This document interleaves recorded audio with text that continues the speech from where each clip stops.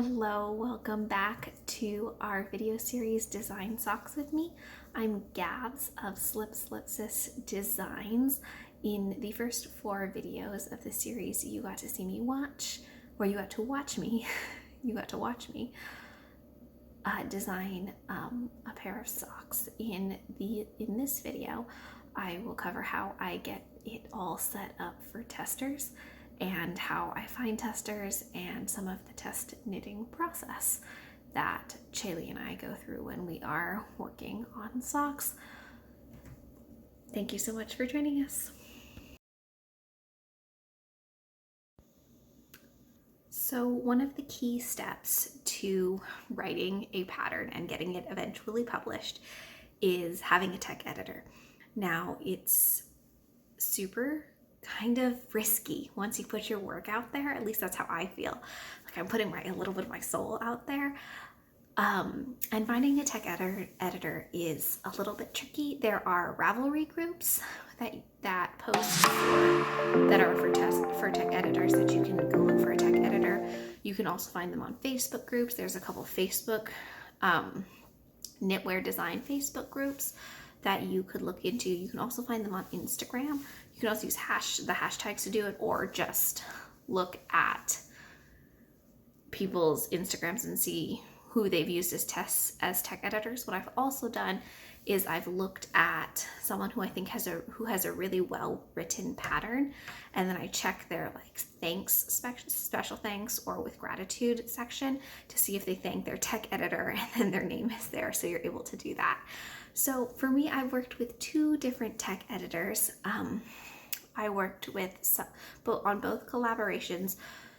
So for me, tech editing is tricky because you're wanting to convey your ideas out there, but they're like your first line of defense on, is your pattern clear? So with both my tech editing experiences, it was through a collaboration. So I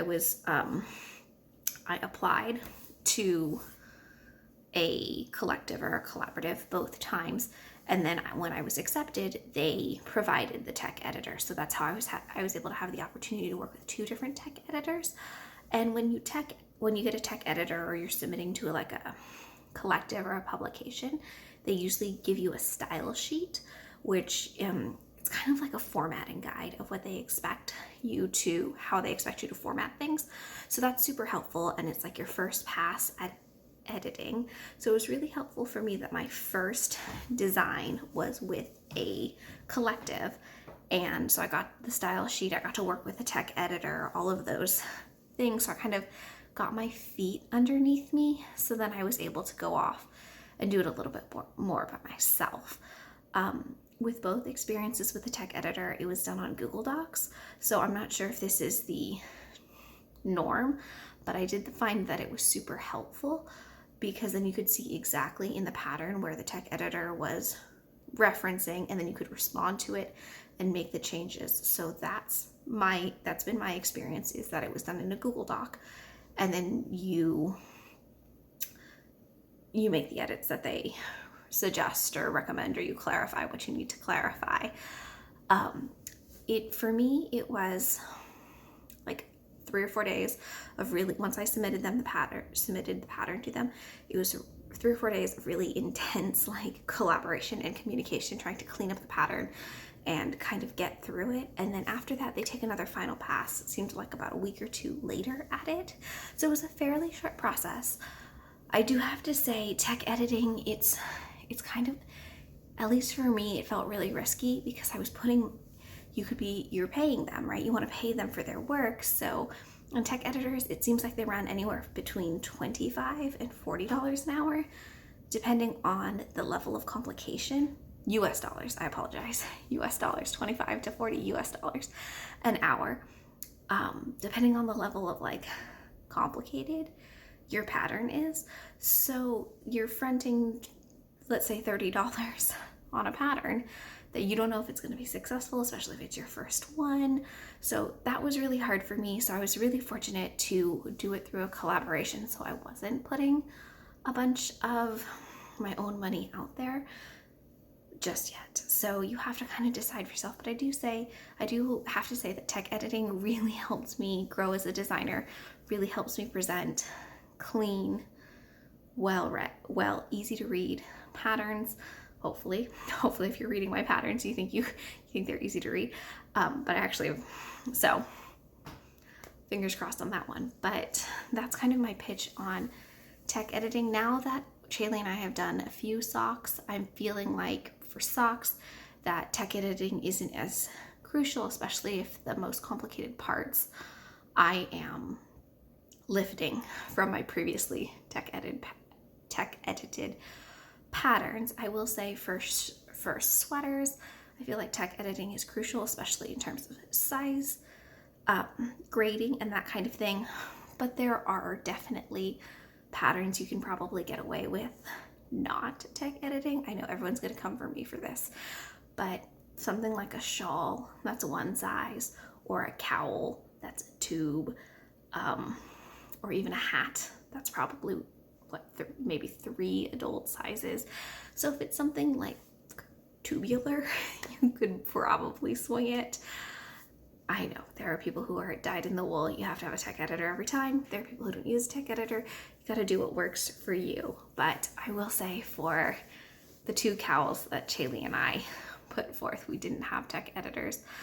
We acted as each other's tech editor. We're not trained in anything like that. I'm a high school teacher, so I read a bunch of stuff and edit a bunch of stuff. But I will say that even if you choose not to have a tech editor,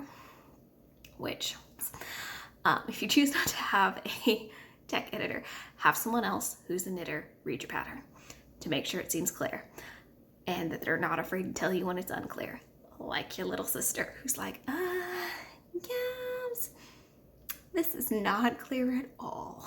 So at least have another set of eyes on your pattern. If you need someone to be that other set of eyes and you don't have someone, you are welcome to reach out to Shaylee and me. This next chunk is going to cover the different places that you could put out a testing call. There's lots of different ways to do it. You got to do what works for you, but the next chunk is the most popular ways I've seen it done.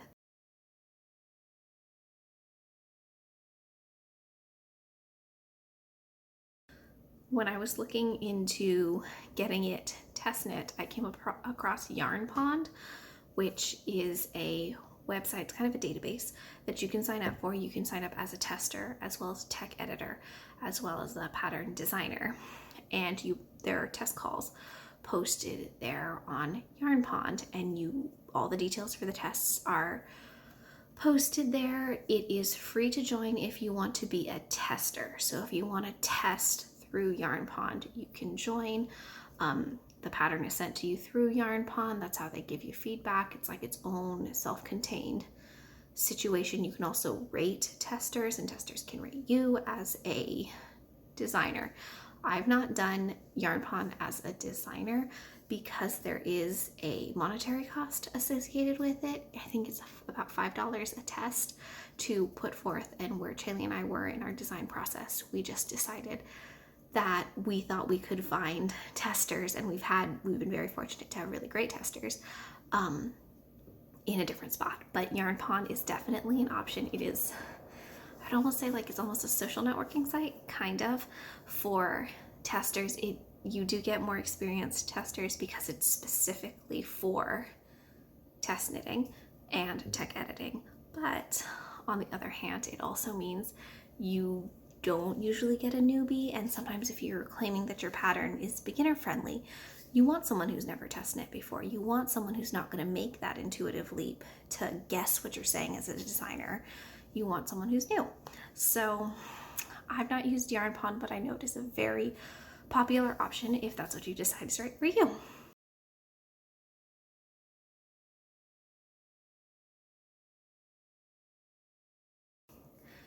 Next, I have seen and done myself is in Ravelry Groups. So some designers and dyers and podcasters and lots of people have Ravelry Groups where they post their test calls. They also have like a testing pool group on Ravelry where you can sign up and designers post all their different patterns that they need tested and all of the requirements, and it's usually done through the Ravelry group threads and all of that. I've tested it that way before when Ravelry was a little bit more accessible for everyone. Chaley and I do not have a Ravelry group for our podcast. We don't run our tests through Ravelry because of the accessibility issues with Ravelry. However, I know it is a great resource for a lot of people. So there's lots of options there. We've never run it that way because we started designing in March of 2020, and that was after Ravelry stopped being accessible. So we've not run one as designers, but I've participated in one as a tester. So I liked it, but like many of the other complaints about Ravelry, it's pretty old, it's pretty clunky, can't use it on your phone that great, it has its issues. This is not a Ravelry bashing video at all. It's just an option out there if that's what you want to do. That I do know it is very popular to do it through Ravelry.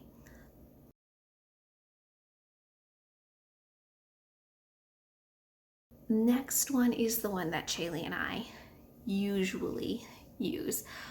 We do a combination of two. We primarily get our testers through Instagram. Chaley and I, as Chaley says, we are almost Instagram famous. We're really not. We've got like just over 1,000 followers, which is we're pleased as punch about. So if you're an Instagram, one of our Instagram followers, thank you so much. We post a picture on Instagram of our either half finished sock or full finished sock, and then put it in the caption,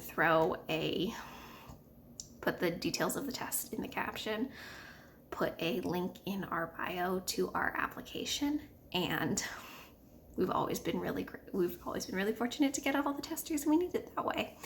I do have, because that is how I'm going to run this test, I have a couple of screencasts where I'll explain more how we do it, but Chaley and I always run ours through Instagram because it's decently accessible. I know not everyone uses Instagram, but it seems to be the most accessible. It's also the place that Chaley and I have the strongest presence because we don't have a Ravelry group. We're not huge on YouTube, and we don't sell anything other than our pattern, so we don't have a website or anything like that. So I will go into more in depth how I do the Instagram test calls. So Chaley and I use Canva to edit most of our photos. Canva is free to use.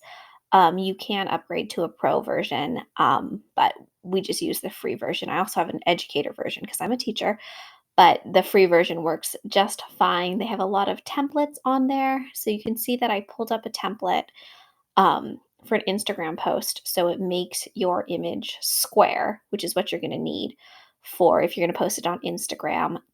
There's also a photo that I believe my husband took that you can upload. And now I'm putting a little badge on the photo so that when we upload it to Instagram, there's text directly on the photo that says we're looking for testers, because I realize that it seems to be more successful if the information I'm trying to convey is also in the photo as well as in the caption.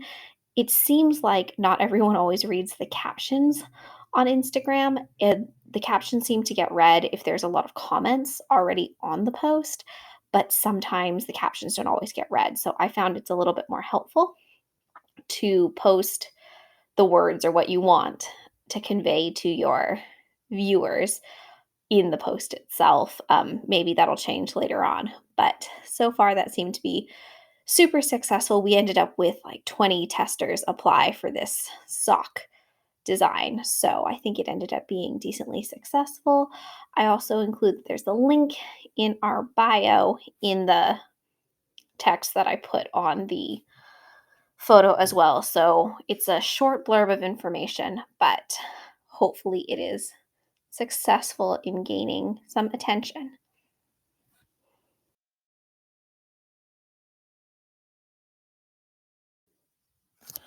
As you saw in our previous image, the Instagram post tells you to click the link in our bio and it'll take you to our link tree. This is what the administrative side of a link tree looks like. It's also free to use. So whenever we put a test call out, we put it at the top of our link tree. And what I will eventually be linking is the Google form to the link tree so that someone is able to click on the link. You can see I just popped the Google form in. And that's kind of about it. It just exists so you can edit it, you can move it in place. But I think Linktree is one of the great options out there. There's plenty of options. So the application for our testnet is a Google form. So we run it through our shared email. I don't ask that much information of our testers, just their name, email address, Instagram handle, and then we also ask what size they would like to test, which for socks, it's usually three sizes. It's the 56, 64, and 72 circumference. Also in the testnet application, I include all of the details that a tester would need to know to decide if they want to do the testnet or not. The yarn, the needle size, the start date of the test, the deadline, and then I like to include compensation for the test. We are unfortunately not in a place where we're able to pay our testers, but we give our testers a free copy of the pattern at the end, but they also already have a copy of the pattern. And then we do a raffle for a prize for all of the testers that finished their finished object um, by the test deadline. So it's usually like a project bag and some cards or some knitting themed item. You can check out our Instagram to see what our testers in the past have gotten from the raffle. So ideally we would like to be able to pay testers. We're just not financially in that place as we're still pretty brand new. But I do understand that testers are giving up their own time. They are taking the time to work through a pattern that may not be perfectly clear. So we really do appreciate our testers. We like to include as many testers as we can. It's always excited to be accepted into something. And we're both in professions where we see that people don't always get accepted into things. So we really do try our best to include as many people as we can into our test nets. I also like to include an image of the item that they will be testing in the Google form because sometimes I don't know, maybe I've got short term memory, but I forget in the time it took me to click the link in the bio to go to the testnet application on another designer's that I've forgotten the item that I am testing or what it looks like. So I like to include a picture of the item as well.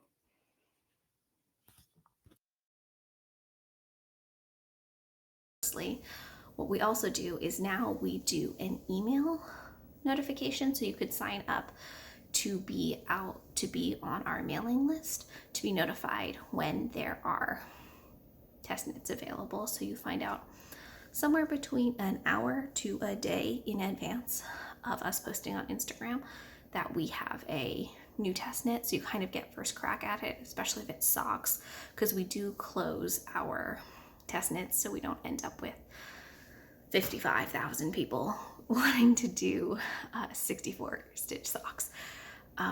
So that is something we do. I know lots of designers do it that way as well. There's lots of programs you can use to manage your newsletter, like Constant Contact or MailChimp or something like that as well. If that's what you want to do to manage a newsletter, I just write a straight email text. Shaylee and I are still pretty new. We're under a year old, so we're still bare bonesing it. I just write an email and I'll show you how I do it.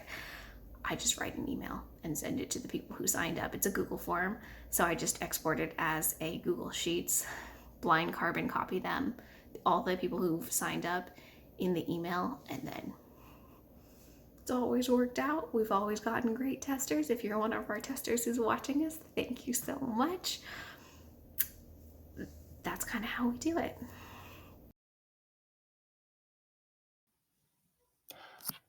This is our email newsletter that is highly unpolished and really just an email. I didn't include the recipients in it because I want to protect our testers' privacy. But I will, when I actually send this out, I will blind carbon copy all of the testers who've signed up to be on our newsletter. So I really just explain what the test is. I link the Google form so they can click directly from the link. I upload a picture of the sock or whatever item we are test knitting. And then I kind of just say thank you. It's like I essentially copy and paste the Instagram caption into an email